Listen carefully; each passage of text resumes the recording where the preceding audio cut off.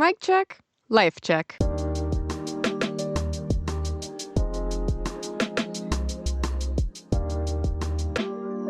With Haley Jensen. Welcome back. Today we are talking about MOMTOK, the drama capital of the internet right now.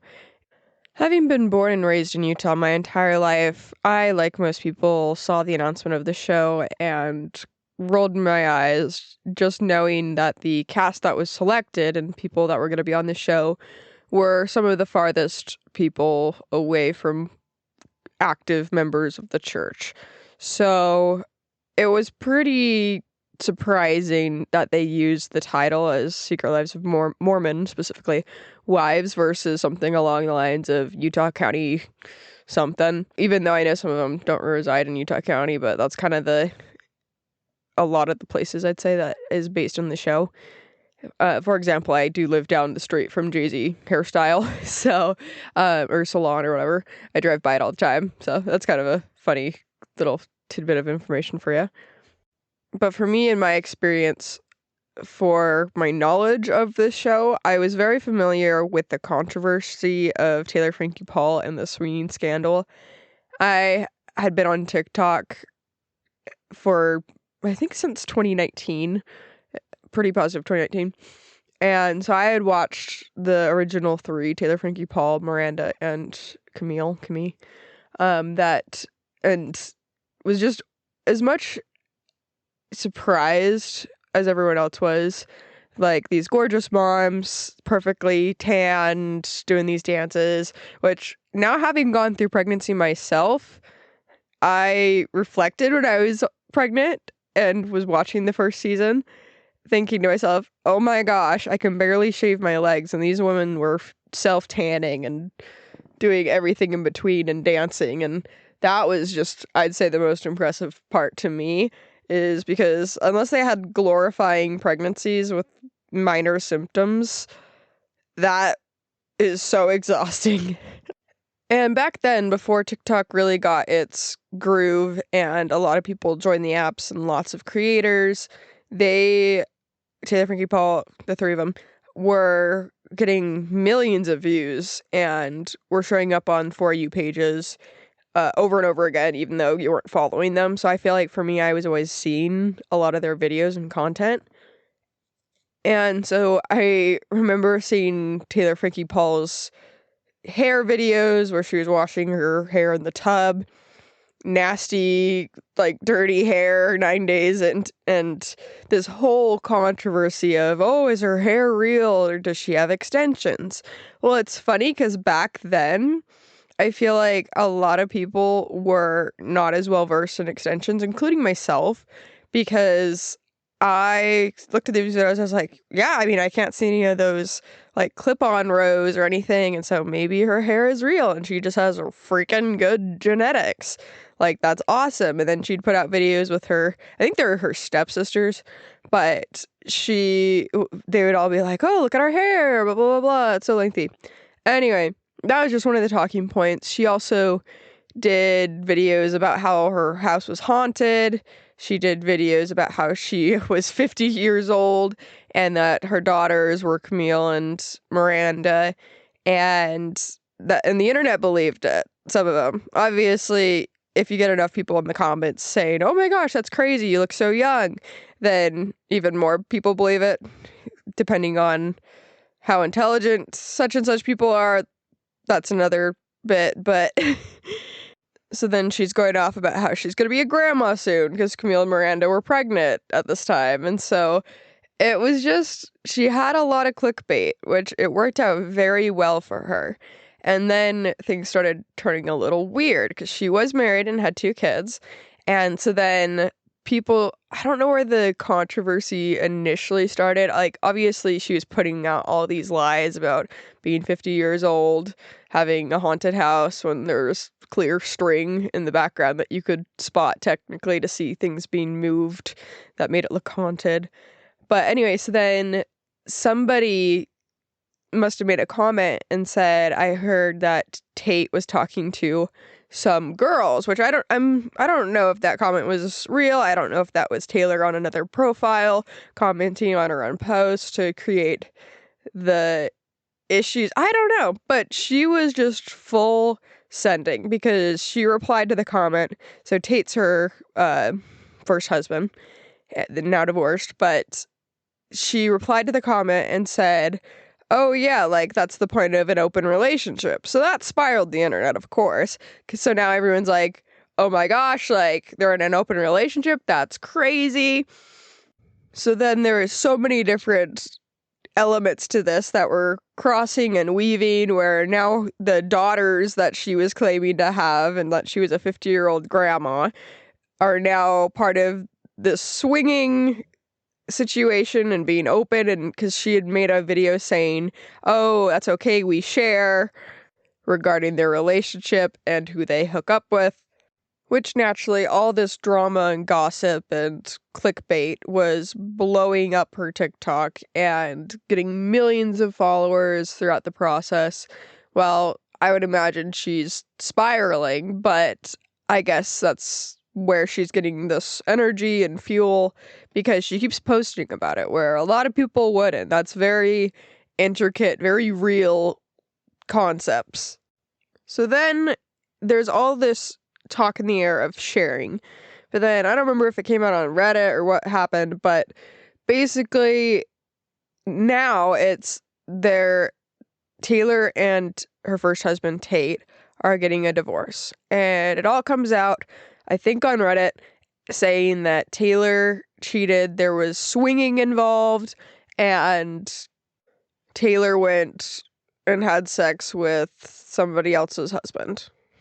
So then, if I recall correctly, the post or TikTok live that was the shot heard around the world pretty much is Taylor went on a TikTok live and she spoke about how her and her friend group, she didn't exactly say who, but that they would swing with each other and their husbands, and that there were multiple people involved. However, she did take it upon herself that she was the one that stepped out of line, that when it came to this swinging, it was air quote called soft swinging because no one went all the way, had full intercourse with another's husband. That there was rules, usually it was just kissing and party games, as she would later say. It was similar to the games they play on Love Island, where they are blindfolded or playing spin the bottle, and they'd have to guess who was kissing who, etc. But that she had inevitably went too far with another girl's husband. Since all of this happened years ago, there has been a lot more intricate details come out about the exact timeline of everything, and that feel free to Google if you're curious, because there is a lot more details that I don't have memorized. So next thing we know, they're getting divorced, and once again, and still, Taylor is not exactly taking time for herself. She keeps posting all over TikTok and the internet, and of course, that is her thing. That is what she does, and that's how she likes to stay in front of the public eye. So then fast forward, next thing I guess part of the story is that she starts dating this other guy named Dakota. And Dakota is, from what a quick Google can tell you, is he has always been one to search for internet fame. So looking at these two at a distance, like, I could not think of a more chaotic couple, along with the fact that the Taylor swinging scandal had happened with alcohol, and that Dakota has a past of a drug addiction, opioids, and along, if I remember correctly, being sober in general for a while with alcohol. So when I believe that they started posting, there was a lot of people that had opinions just saying, "Oh my gosh, these two are going to be a self-destructive couple. Like, Taylor needs to take time for herself, but she's really just jumping into this relationship free willy-nilly." And they're making TikTok posts about being there for one another and I think going to church. the LDS Mormon church, and being great for one another's healing process. Okay, so then here's where it gets fun. Next thing we see is, I believe it's on Reddit, and somebody posts a screenshot of Taylor's mugshot being booked into Utah County Jail, I don't know what jail, for domestic abuse, domestic violence. And so, yeah, that was pretty juicy based on the fact that she was trying to be, I guess, better, maybe? I don't know. In general, with her life and improvement of things. So then more Reddit information along with body cam footage from the cop that went to her house comes out and basically says that Taylor was drunk and threw a stool at Dakota because they were fighting, and the stool hit one of her kids that was sitting on the couch or next to the kid. I'm not sure the details, but that, and then there was parts saying that Dakota had locked her in the garage and that she literally peed herself, but she was super drunk when this all happened, and which then led to Taylor getting handcuffed and booked into jail overnight. Okay, so I looked it up. It says that there was a phone, a wooden playset, and metal chairs thrown, and one of the chairs hit one of her children who was present during the incident. Taylor received multiple charges, aggravated assault, 2 counts of domestic violence in the presence of a child abuse with injury, and criminal mischief. She worked out a plea deal and pled guilty to aggravated assault. The other charges were dismissed, but she was set up for probation and had to do a substance abuse and domestic violence evaluations and complete any recommended treatments. Taylor eventually comments and says that it was the worst night of her life, but also a blessing in disguise, as it was a wake-up call and had her seek therapy and make different lifestyle changes, including abstaining from alcohol and so choosing to be sober. So going forward, naturally, you would assume Dakota and her would break up. No, they took some time for themselves apart, I believe. I don't think it was very long.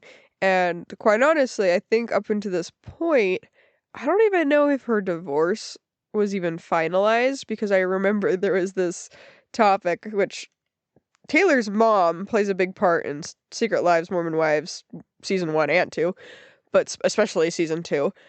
And she initially made a comment on one of Taylor's TikTok videos saying, "This is a red flag, you should let your divorce settle, blah, blah, blah, blah." And it's commented in the show just saying that she had said that, and Taylor talks about it and saying that she ended up deleting the comment. And her mom was mad and asked Taylor and said, What did you do? I was getting so many likes, like, why did you delete it?" So if that just goes to show where this whole fame ideology and desire to be famous comes from, is from Mommy Dearest. The fact that she was more concerned about her comment getting likes versus the relationship of her daughter, something that should obviously be texted and not commented to her, or a phone call to her daughter, or communicated to her daughter. Like, it's pretty telling. So yeah, Taylor and Dakota eventually get back together, work through their struggles together. Everyone's kind of rolling their eyes. And when I say everyone, this is when we were watching it go down live before it was even recorded and talked about on the show. So this is I would say, for Utah locals, but of course she has millions of followers throughout the US, the world, whatever. But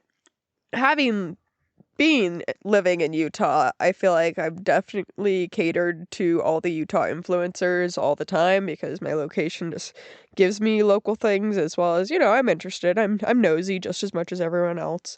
And so, I should rephrase that. I wouldn't say nosy. I don't go out of my way to stalk these people.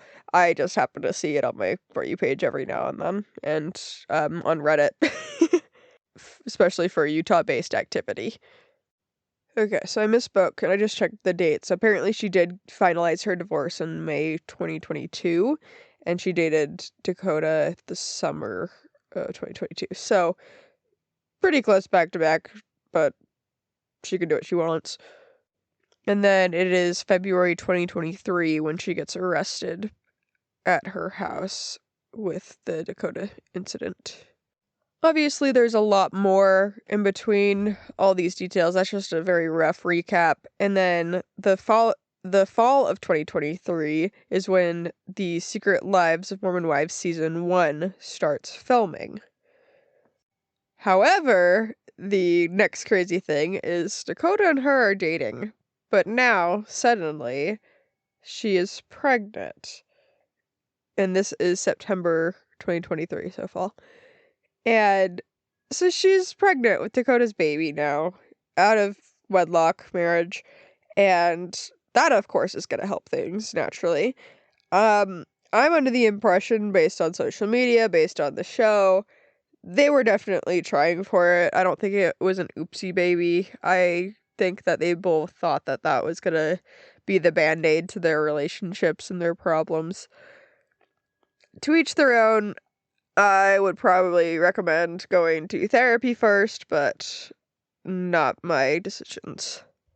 So up until this point, obviously, we have spoken and talked about Taylor. So initially, when MOMTOK was born, it was because Taylor was making these videos, and then there was introductions to the two girls, of course, Miranda and Camille. And then we met more and more, and henceforward was known as MOMTOK.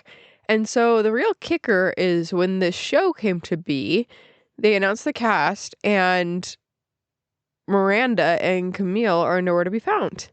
And that was very surprising to me because I had naturally seen and watched their videos on TikTok. And so when I think of MOMTOK, I think of those three.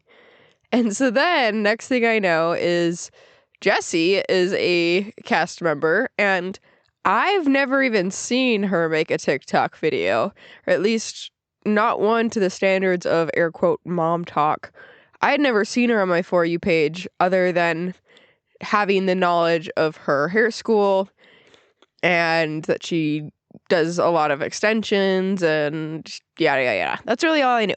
And so now she's on this show, and I'm like, okay, well, she's a plant. Like, for the fact that she is a up-and-coming businesswoman, Utah County, I don't know. And so I saw that, and I honestly wasn't that impressed. I was like, okay, that's a cash grab on her part and an attempt for the producers to throw some extra faces in there, I guess. I don't know. So besides Jessie, we have Jen.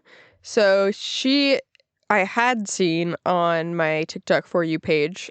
I'd always kind of disassociated her as the girl that dances on the counter in her kitchen. She seemed to have happy energy, good vibes, like definitely kind of a fireball of energy. And so then that's all I'd really known and seen of her, but we'll come back to her in a bit. So then, let's see, there was Layla. I had seen her before, a part of some of the MOMTOK videos, so I knew she was kind of there when MOMTOK was at its peak. She was definitely one of the girls. I will say that I remember when I saw her in one of the group TikToks that went pretty viral, that she was super young. I don't know I think she was like 20, and she had one kid and one on the way, which I remember thinking, I was like, wow, she's been busy. When looking at the cast and seeing Demi, I remember seeing her as well on that same viral TikTok, but not seeing her on my For You page at all, I would say, doing her own videos. So even back then, I think she somehow wiggled her way into getting to be part of these MOMTOK filming TikTok parties, I guess. I'd actually seen Whitney more than a lot of these other women, minus Taylor, of course, on my TikTok For You page, I always remember seeing her being very rambunctious and shaking her butt on camera and on her husband, and just being very much out there. And then, of course, the meteor strike of hers was that she danced in front of her baby in the NICU. That I think her baby had jaundice, and she did a report to her fan base about her baby's health. And the baby was in the little baby tray in the NICU, and she was doing a viral dance next to him, next to her sick child, and saying baby was taken or put on something for breathing. I don't know. But anyway, it basically was just it looked very tacky and insensitive, like you're using your kid for clout. And it was funny because in season 1, I believe that was one of the major drama points for her, where she was basically being canceled because of that. And she's like, I don't get how I'm being canceled for this when Taylor was swinging and everyone forgave her, and just all this stuff. And that she was really trying to make the drama about her and, like, I guess get sympathy from the group, but it didn't work out in her favor because she just looked really desperate and had this weird plot line that she was going for, which ended up being really funny because after having watched interviews of the cast on social media, I believe it was Miranda said that, and this is recent, like at the last week or so for me, that I saw this, but Miranda just said that she knew that Whitney definitely switched up her acting, and that she, quote, said that Whitney is an actress, and the way that she presented herself to season 2, because she definitely had a better edit / acting in general for season 2, and made her a lot more likable, I'd say, to the public than she did in season 1. So that was pretty interesting. She also was she was pregnant in season 1, and so I think that had a lot to do with emotions as well. But when she was around on season 2, she had just given birth, and I give her a lot of props to that. Being postpartum is very hard, and she was doing it fresh postpartum and filming the show, so I give her a lot of props for that. But overall, for season 2, definitely quite the turnaround. And then I'd say Michaela and Macy, they both were kind of in the same boat, I would say, for season 1. They weren't as loud, except for, I will say that Macy, the last episode or so, when she had this juicy gossip about how Dakota had potentially slept with this girl around the same time that he was initially dating Taylor. And so Macy brought that to light, and that gave her a lot more screen time. But yeah, overall, because they showed her business of Baby Mama, which is prenatal products, maybe postnatal too, for pregnancy and postpartum. And so she had that kind of plot line. But then, yeah, as for Michaela, she was so quiet season 1, not a lot of talking points. She was just there. And if anything was mentioned, I believe it was because she had an autoimmune disease going on. So if I recall remembering hearing about it or her talk about it on just initially TikTok, I think she does not have an explanation whatsoever. She's done every sort of test, every sort of diet. Her body, I think she had hives and a lot of just things just kind of shutting down and not working, and just causing her a lot of pain and lethargy, etc. So going forward, that's the very soft general summary of, if you are completely unfamiliar with any of these people or this show.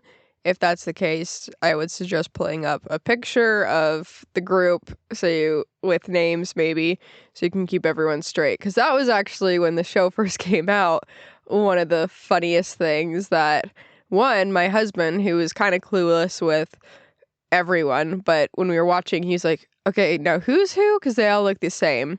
And since then, the moms themselves have made TikTok saying, because we all look the same. And there was one TikTok where I think they all put blonde wigs or extensions or something on. And because realistically, there's only one blonde in the group, and that's Macy. And so anyway, but that was just something that was thrown out there. And I think the real secret life of Mormon wives is Botox and filler and extensions and fake lashes on some. And that's just the summary of it, is for why everyone looks the same. Along with when they're talking, I would say there has been the concept of a Utah accent being thrown around. I'm sure I have parts of it because, like I said, been born and raised my entire life here. But I do know that I don't have the most awful parts of that accent, according to the show, because I was talking to my friend the other day about this, and I was talking about something along the lines, and I said, yeah, but that's not the real deal. And I was like, haha, apparently I don't have that part of the accent, because everyone says real dill. I don't know. It sounds weird to me. I just say real deal. Maybe a little bit. Maybe the dill part. So anyway, that was parts of it. But then the other part I would say that I do have is mountain. I say mountains. And pillow. No, pillow is correct with an I. I think a lot of people say pillow with an E, pillow. But yeah, overall, I'm sure I have a bit of an accent, but I don't think I do, but maybe a little bit. The show comes out, and all of their mundane day-to-day gossip is explained to the world. The funniest thing about this show in general is that they take it from the perspective and very much push a narrative of, oh, we're powerful women and we're showing the patriarchy, and while combining that they are trying to prove that they are active members of the Church of Jesus Christ of Latter-day Saints, also known as Mormons.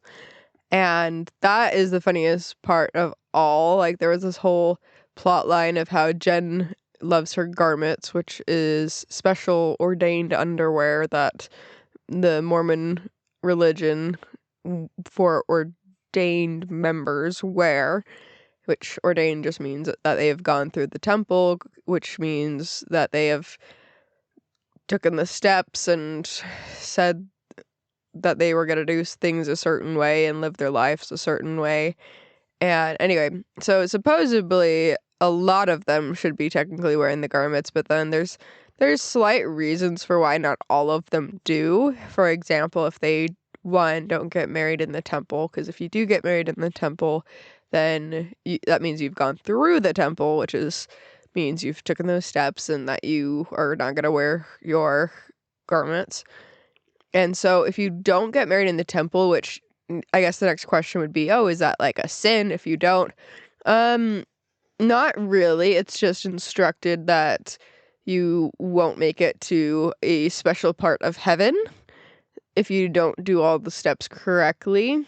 During the pandemic, when a lot of the temples were closed because they weren't doing the sessions to go through the temple, there was a lot of marriages that were done civilly, which means not, well, obviously civilly is not a crazy concept, but just not done through the temple.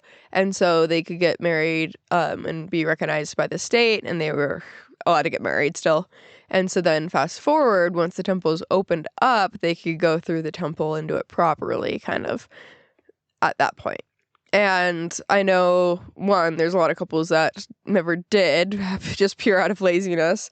And two, out of convenience, where they wouldn't have to wear garments. But depending on their faith and how strong they were feeling about everything, I guess would be the deciding factor whether or not they'd do that.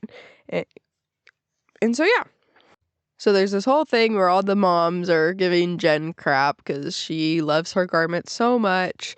And then there's a girls' trip that they go on where Jen's like, oh no, I forgot my garments. And they laugh and say, oh, can you DoorDash them? And anyway, so that part makes anyone that is familiar with the Mormon religion, has been a part of it in any regards, I'd say roll our eyes, because if they truly meant that much for you, you would already be wearing them and you wouldn't, I mean, maybe forgetting the extra pairs, yes, but the fact that every outfit that she wears is very not garment friendly, not modest in the spots that it needs to be in order to wear garments or even insinuate that she was wearing garments. So besides garments, when it comes to Mormons and what makes them so unique and special, another talking point is they don't drink alcohol and aren't supposed to drink the phrase is hot drinks, hot beverages, which is very confusing to most, but it has always been insinuated for the last however 50 plus years that meant coffee and teas, like black teas. And yeah, so it's very unique because then comes the argument, oh, but hot drink, so you can't have hot chocolate? That would always be the next follow-up. And then it's like, okay, but what about iced coffee? So people got very specific with this. And coming from my personal knowledge, no, it's any type of coffee, any type of tea is bad in the religion. You can have caffeine, but then depending on your household, if you have like a very strict parent setup, whatever, some of them will be like, no caffeine, or I don't know, but that never had to do with the religion. But depending on who you talk to, they'll just be like, no, we're against it, because they just want to continuously be strict on beverages, I guess. So with the show and culture in general, it's very well known that Mormons, a lot of the time, will turn to caffeinated beverages because it's technically not, air quote, against the rules. So besides that, we also tend to really like sugar in general because everyone's got to have a vice, and because that can't be alcohol or coffee or tea if you love tea, we got to figure something else out pretty much. And so that's also what Utah is notorious for, is soda shops and cookie companies. And I'd say desserts in general. Everything when you go to church or youth activities, not church exactly, but youth activities or special, they're called firesides sometimes, or events, whether that's seminary graduation, which is basically the high school portion of school that is dedicated to going to learn more about Mormonism. Yes, it sounds kind of weird, but basically how it works, it's called seminary. But most Utah high schools have access to a separate building, whether that's a church near their high school that they walk on over to, or it's either, usually out of state, it's usually early morning seminary. So I honestly don't even know because I grew up here, but I don't know if they go to the church or if they go to someone's house and they do lessons there, if that's before like in the morning before school starts. But during the day, because I live in good old Utah and I would go to seminary, I would have just a section of my day, part of my class period, and it was built in with the high school. So you could apply for your classes and sign up for regular classes and math, statistics, whatever. And then seminary was an option. So you got to select whatever class period you wanted to go to seminary, and you would go off campus, and that's where you would go. And then you'd come back for your next class, English or whatever. So yeah, kind of a crazy, weird concept, but that's how it worked.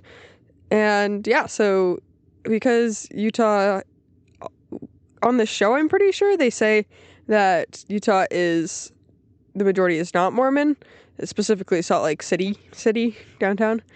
Yeah, that could be potentially true, but when in high school, it feels like everyone's Mormon, so I guess it's based on where you go to school, and because there's a lot of seminary classes, and a lot of your fellow students will be in those same seminary classes with you.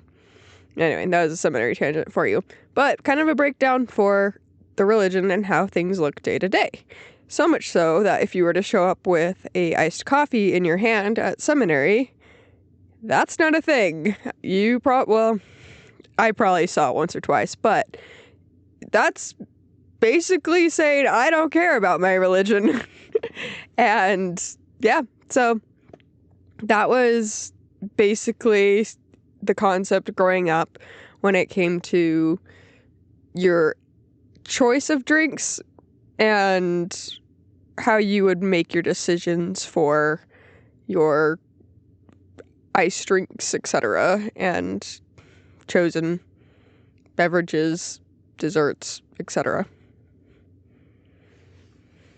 A quick history on Swig, the soda shop and cookie company that is very much associated with the show. So, the first time I had heard about Swig, I was probably either 13 or 14 years old, and I don't honestly know. I could Google it, the year that they first started popping up. We'll Google it. Okay, so it opened in St. George, Utah in 2010. So I would have been 11 years old when this shop opened. However, I don't live in St. George, so whenever they brought the next one into Utah County, which I would have imagined was next, the next one was Provo, because that was the soda shop that I was very familiar with when we would go to our church-sponsored summer camp called EFY. Now it's FSY, I think, but EFY stands for Especially for Youth. FSY is for the Strength of Youth, maybe? FSY? Yeah. Anyway, that basically is where you would go ages, I think, 14 through 18, maybe, if you want. I'm not sure. But I don't think 18-year-olds were ever at that camp, so maybe it's like 14 through 16 or 17. But anyway, I remember going to that camp a couple times throughout that age for me.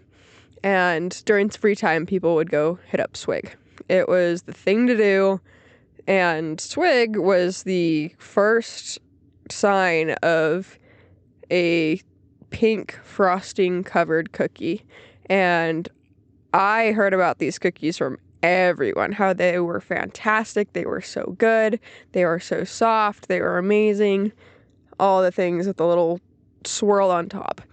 And I started seeing them pop up at like events, and people would share these cookies and be like, look how good these are, da, da, da. And I tried one, I was like, oh my gosh, so good. But anyway, so for EFY, the camp, everyone would go hit up Swig. It was the cool hangout spot, grab your drink, grab your cookie if you want, call it a day. And so that was kind of the first bit that I'd heard about it. And then fast forward, more locations started popping up, and then they were everywhere. And of course, like I mentioned, Mormons need a vice, so that is what everyone and their dog does. They wake up in the morning, they will go to their nearest soda shop, and if that's not their cup of tea, no pun intended, because they can't have tea, then I'm sure they have energy drinks at home that they'll grab, even though it's not against the religion, but obviously that's a lot of caffeine, but it's technically not against the religion, so they go for it. They will pull up to the Swig drive-through window and order their 40 ounce, I don't know, container of dirty soda, which is coffee creamer, coconut cream, half and half, with every additive known to the world that they can put in this soda-based drink. And you can use any kind of soda you want, and it makes it a dirty soda. And it is good. I will give you that. It's also a lot of calories. A lot of calories. And very addictive, I would say. And so it makes sense that these women just can't live without Swig. And men too. I'm saying women for the show. But anyway, that's the backstory on Swig soda. So now we'll do a speed recap of any other minor thing from season 1, and then we'll get into the deep analyzing of season 2. So, obviously, Taylor had her swinging stuff going on. She had issues with her boyfriend Dakota. They have the birth of their son, Ever, in the finale. and she's trying to fix relationships with everyone despite the skepticism from the group of her choices and what she is looking for going forward. Whitney, she moved back from Hawaii. Everyone says they moved back, but they were only gone for like a couple months or something. Anyway, but she was definitely running away from all of her problems of being canceled on social media for dancing next to her sick child in the hospital, who I don't remember if it was it wasn't jaundice. I think it was RSV. Yeah, it was RSV video. That's what it was. But so she is battling that, and then her husband, who was on Tinder having photo exchanges with, I think they say girls or insinuate girls, but then the word of mouth and Reddit drama was just saying that it was guys, and so that he's gay, and everyone continues to run with that rumor. In my opinion, yeah, he looks like he probably is, and they've been really weird about addressing it, and so I feel like if it wasn't the case, then it would be just addressed and be done with it, but they just keep kind of going along with it, and giving it attention, so kind of weird to me, but whatever. People like to say they're in a lavender relationship, meaning Whitney is either a lesbian or bi as well, and they're beards for one another, so as it goes. As for Whitney in general, she is being up to bat against Taylor for Queen Bee. It's a kind of a one-sided battle, and she just kind of looks very desperate. And then the difference between season 1 and season 2 is that I think I went to this a second ago, but that Miranda in season 2, new character coming to play here, she said that she's a great actress, and so she has a very antagonizing, I'd say, take and stance in season 1, and then season 2 she's a lot more soft and fluffy and trying to be the peacemaker. So she was trying to be the big dog for season 1, and then she realized that she became kind of a villain in the worst way to the general public, and a lot of people hated her, so she changed up her acting skills for the next season, which it worked, and she did better, so that's good. Spoiler alert. Anyways, moving forward, Jen Affleck, which the first season she was going off that her husband was Ben Affleck's like second, third cousin, I don't know, and she was running with that, and she's like, I was the real Jen Affleck first, or I don't know what she said, but anyway, she likes to run with concepts of very catchy, clickbaity things, because, yeah, like, I get if I was related to Ben Affleck, I don't care really for him as much, but I guess any other celebrity that I found significant, yeah, I'd probably be saying that too, but it was kind of really weird and annoying the way that it kept on coming up, but whatever. And so then the huge incident for season 1 was just that girls trip led them all to go to Vegas, and it was a surprise, and so then last minute she told her husband about they were going to go see the Chippendales, basically guy stripper show in Vegas, and her husband freaked out, and the husband was present for the trip, but not at the location for the Chippendales, because he was present for the trip because he was gambling with Taylor's baby daddy, Dakota, and anyway, so it was a huge shocking point, and basically Jen's husband was super mad that she would even remotely put herself in that situation, when in reality she is a girl and she can do whatever she wants, and it was just ridiculous in general, and he was being a jerk to her and basically saying, I don't want to be married to someone, yeah, I don't know, but anyway, really pathetic stuff, basically insinuating divorce, and had Jen crying and bawling, and yeah, pretty unfortunate stuff, very emotionally mature, I'd say, in general for their relationship, but hopefully they can grow from that. But initially, Zach was going to go to medical school, and then on the off season, I don't think he ever, maybe they moved to New York, I think they did, but I don't think he started medical school, or he just deferred. Jessie was super quiet, I would say. Like, she was always good for conversation and had good little sound bites here and there in season 1, but she was pretty quiet, and that makes sense because she really wasn't a part of, air quote, mom talk. She was never making the TikTok videos. She was never on my For You page, so she's definitely put in there to add some flair and fluff to the show. And so she was pretty quiet because it's like, how is she supposed to have a stance when she didn't have a stance before the show started, you know? Or like, I guess, I don't know, personality when it comes to mom talk. She can't say, oh yeah, we are mom talk, because she literally is just thrown into it. So it would be really awkward if she did. But anyway, she was there. But then I guess the one funny thing from season 1 is that they had like a hot tub party or something at I think it was Jen's husband's parents' house.